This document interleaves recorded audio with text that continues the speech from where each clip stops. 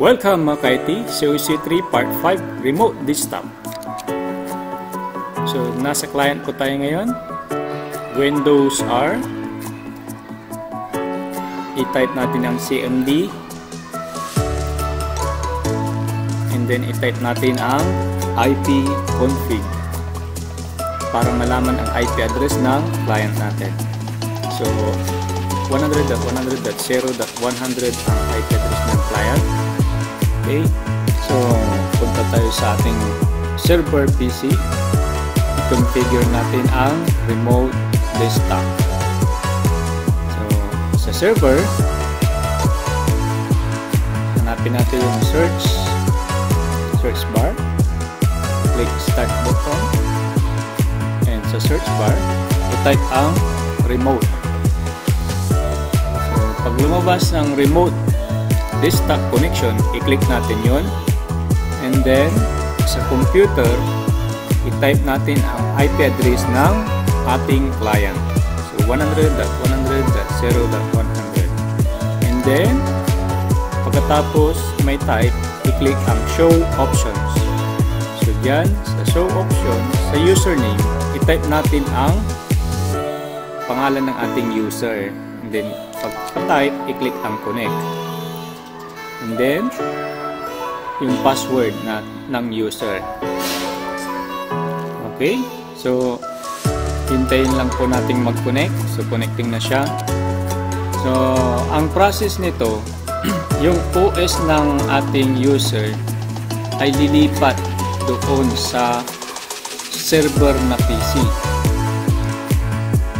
So, magiging Windows 10 yung server natin, magiging client siya. Yan. So, pag lumabas yan, click yes lang. Okay. So, malapit-lapit na. So, take note, nasa server po tayo na PC.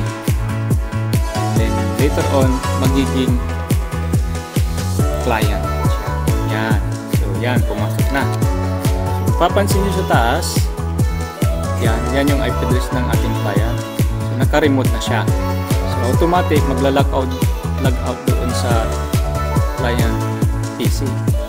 Lumipat kay server PC yung Windows 10 natin. So, yan yung mga files ng client natin. Okay, so nakokontrol na natin ang client PC natin na kahit tayo ay nasa server PC. So, yan po. Yan. So, try nating palitan ng wallpaper. So, para makita natin yung pagkakaiba. So, yan. Buksan natin yung mga GUI. Yan. Interface. So, walang naman.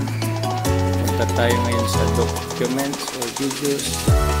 Sa videos, try natin gawa ng files. Okay. So, close na natin. And exit na natin, close, and click OK para mag-exit na yung remote desktop connection. Okay, bumalik na tayo sa server. Puntahan natin yung client. So, i-login natin ulit ang ating user sa client PC.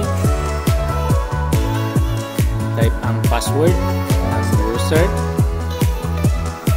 And let's see. Okay, yan. So, yan po yung pinalitan natin ng wallpaper. Sa videos, nandoon din files. So, ganun lang po. Maraming salamat po. At sana may natutunan po tayo. Thank you. Next, ulit. Try natin sa PC, client PC naman tayo. So, i-connect natin ang IP address ng server. So, dyan. Same process. Search. Tignan natin yung IP address ng ating server. So, Siyempre, mag-run CMD tayo and IP config para malaman ang IP address ng ating computer. So yan, so 100.100.0.102. Balik tayo kay client at itatype natin dito sa remote desktop connection ang IP address ng ating server. Tapos show options, username, siyempre administrator ang ilalagay po natin.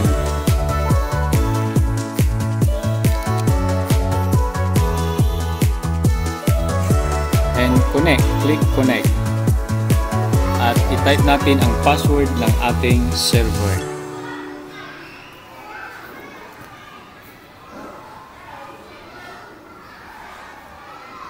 So dito, lilipat ngayon ang operating system ng ating server sa ating PC client. Magre-remote siya, remote.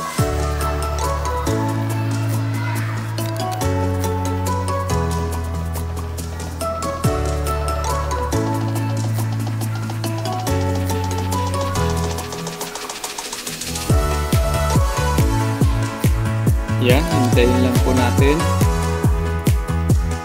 na mag-connect ang ating server. Okay, so click yes.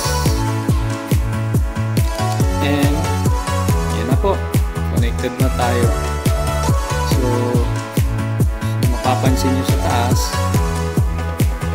100.100.0.102 na address. Yan, welcome na siya. Okay, successful.